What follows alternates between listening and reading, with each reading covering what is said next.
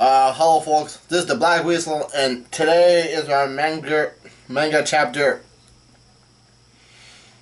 review-ish of One Piece chapter 795. After a 2-week break, after a 1-week break by the man himself, which is Oda, we're finally back into it. So now,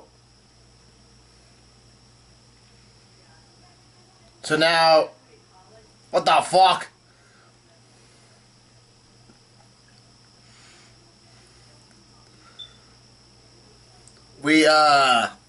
Shit. My bad, this is a surprise. Now, chapter 795, which is Suicide. Huh. A 2-week break. Now, on the cover we see Nami teaching Gorilla how to use makeup. Hew, hew, hew. Now, we go back towards, now, we're still in Dressrosa with the birdcage gone after like a bunch of chapters. Somebody says, there's something fall out and tell me what it is. It's a 1. So, a dice is being rolled right now and gambling is taking place. So, it's obviously Fujitora. Bing. Or somebody else. And somebody says, I'll sing a hot eye, huh? So it sets then. And then somebody else says, well, yeah. And then a different person says, then it's their win. We won't be going after them today. And somebody else says, Issue-san, we've been traveling back and forth these last few days, and we got a place to rest. And somebody else says, and after all, you said to the Admiral, now's the time if we're going to take Straw Hat's and Law's head.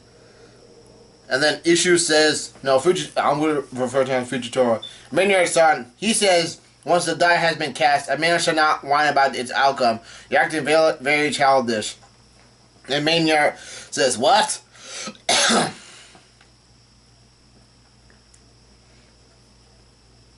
Okay, I'm pretty sure that Fujitora was making a gamble of whether or not to go after the Straw Hat pirates and Law right now. The reason is unknown, apparently. Now, the scene goes back to the palace, and the guy, one of the people who's been recovering right now, asks, hey, has anyone seen Lucy after all that? And then somebody else says, no, nobody. And the same person says, man, I wanted to show my gratitude.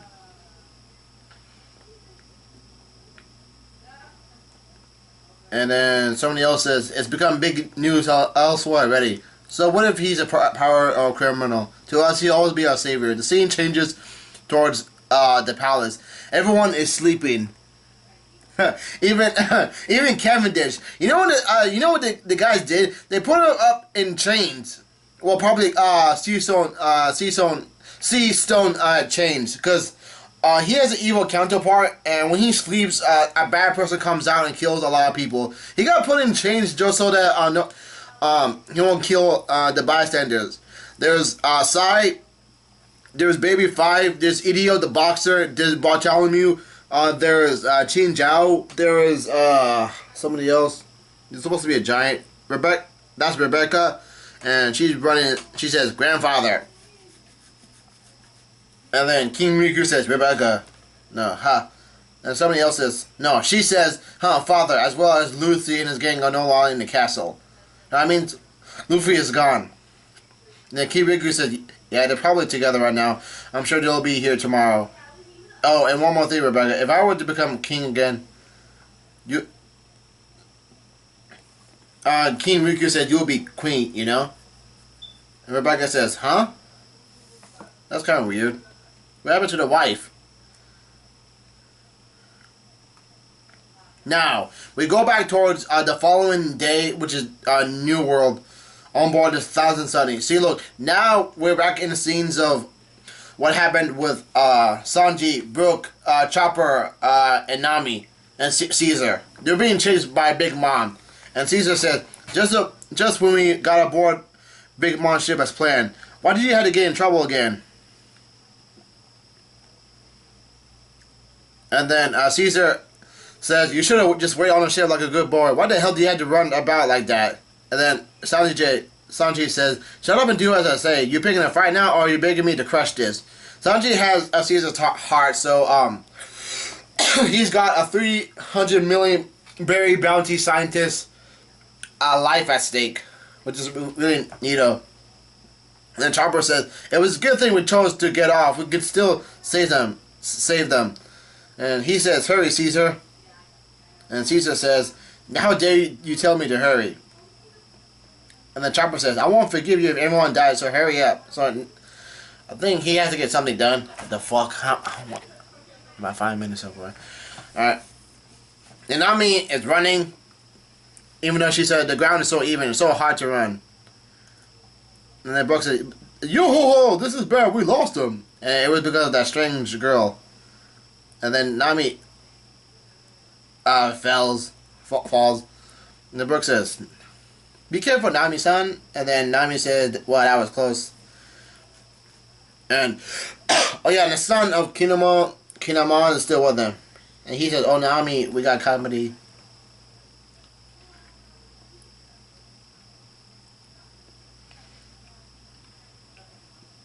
And then somebody says, this is the furthest you could reach, intruder? What is that girl? Answer me. Why are you people on this island? This place is special. The rain eruption is coming. Get down." Wait a minute. This is Zoo. They're at Zoo right now because they're escaping the Big Mom pirates. If I had to guess, the rest of the crew on Sunny's on the Straw Hat Pirates were following Big Mom towards Kaidou. I think so. Now, apparently there's some big ass eruption that's happening, raining. And then the kid says, "Rain? No, wait, it's clouds of water." And then Brooke says, "I'll protect the two of you no matter what it is." And then the water hits somebody. It hits Nami. And Momo as well. And since Momo ate the devil fruit, and he can't swim right now. And she yells out, "You devil fruit user are so much trouble." And apparently, they end up going. They're able to save themselves by latching on towards some sort of tree bark, apparently, or tree trunk that fell. And then she says, "Come on, get it, Griff. Huff, huff. You too, Momo." And then Brooke says, "Oh, thank you as always." And then somebody else says, "I guess I'll have to kill you then." And then the guy says, "Sheep's bone. Attack." And Brooke uses Soul Parade. So I'm pretty sure the guy has some sort of sheep devil fruit. And then Momo says, "Oh, amazing, Hon Kinchi." And Brooke asks, "What is that power?" And then somebody in the sky says, "Brooke, keep guarding," which is Sanji. I know that. And he used a Diablo Janbei Mutant shot.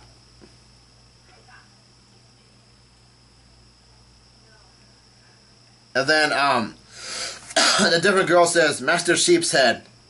And she asks, who the hell are these people? And Sanji asks, "Well, yeah, well, right back at you." And Sanji notices she's a girl, and the girl becomes creepy of him.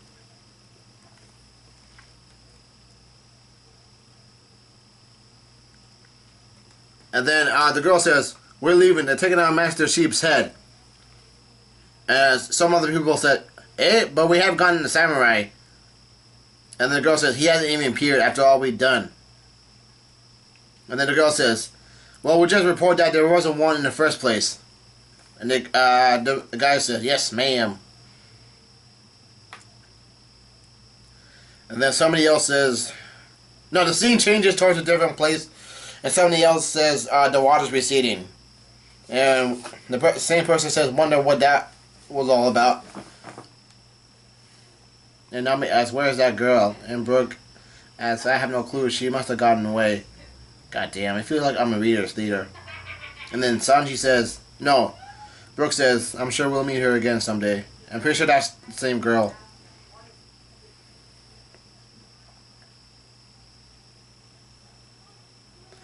And then Chopper says, "You guys come quick." And Momo says, "It's Chopper, Iman. He's just below us." And he says, "Let's hurry. We're running out of time." Alright. And also, the sheep guy thing that Sanji just kicked the shit out of, he's lying on the ground right now, but this, the panel shows his pirate mark. His pirate mark. And I'll show you this guy, what it is. This. What are those? What are those?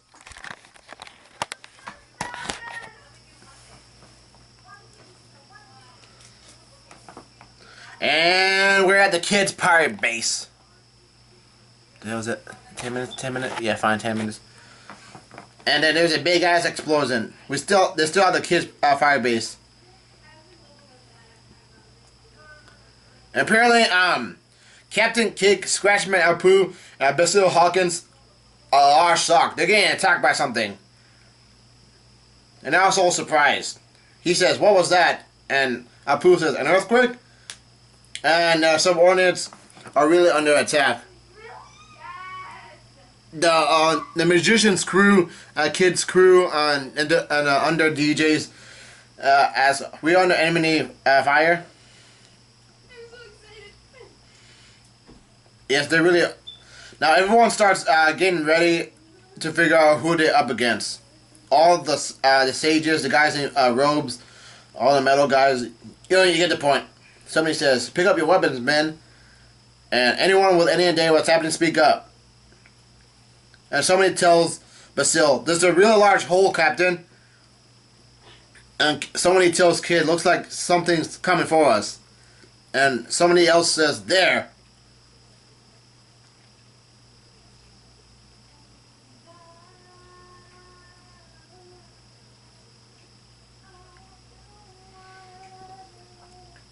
And everybody starts realizing that, wait, it's in the shape of a human. Somebody else says, "Where'd this come from?"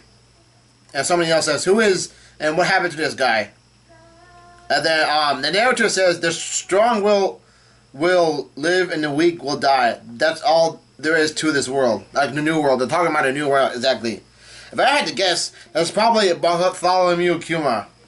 Because there can only be like one guy so far that's big right now.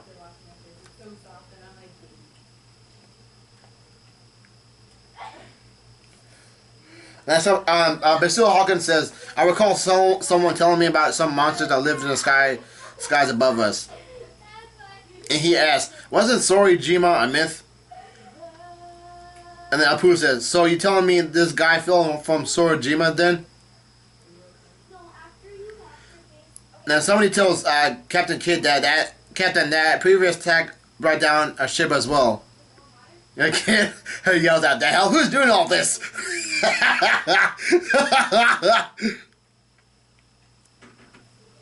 What? I love you. Leave! Like this? I'm recording right now. Musa, love me. Shut up. Now, a few minutes before, the narrative says, a few minutes before Sorajima, the abandoned Baron terminal.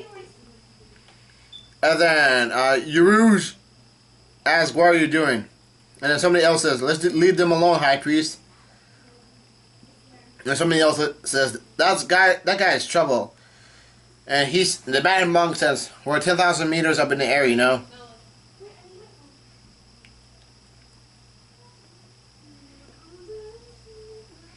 And, the narrator comes back and says, "The man was looking for a place to die.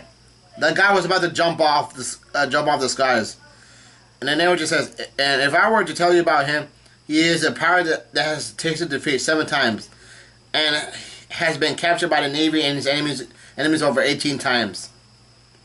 And the mad monk says, "If you're serious about it, I won't stop you." And the narrator says, "A man that has lived through countless torture and was a fugitive on the run, now he attempts to take his own life. In a way that is still rather rare in this world. Suicide from jumping from Sorajima." And the man monk says, "Namo." And the announcer says, and now... The narrator says, let me tell you once more. A man that has been captured by all sorts 18 times and survived 10,000 kinds of torture. Having the death sentence handed him 40 times, but every time he was to be hung, the rope snapped on him. And even as he is put under the guillotine, the blade mysteriously breaks to pieces. Now the scene changes over back from under the clouds, because from under the clouds towards Kid's pirate base. So in case you guys haven't noticed, the Mad Monk lives above Captain Kid's base. So pretty much the supernovas are all together in some ways. And then the narrator says spears break when he is stabbed, and has sunk at least 9 gigantic prisons the whole time he was there. And the narrator says, what I'm trying to say, nobody could kill this man. And everyone starts yelling, Gah! And Captain Kidd says, hey, what's going on? The narrator says, and Killer says, what is that monster? He himself? Damn. And then the guy actually shows his face. Damn it, my head hurts. So this doesn't work either. He finds a music report is a hobby. The man's name is... Oh my god!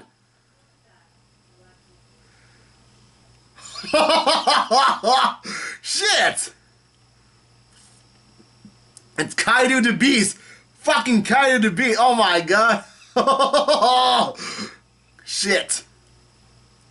And Kaidou said, shit, I'm still alive. That white beard really did a number on me.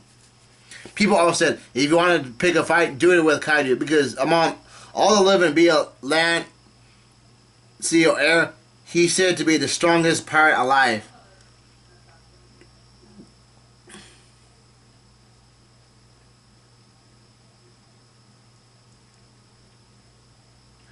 He says, I guess this means I have to do it myself then. And he said, damn bastard, Joker, you better prepare yourself for the last battle you'll ever had. Oh, this man can just crumble for all I care. It's time to start the biggest war of the century. Oh my god, it's Kaidou the Beast. Fucking A. Yes! And that is it, folks.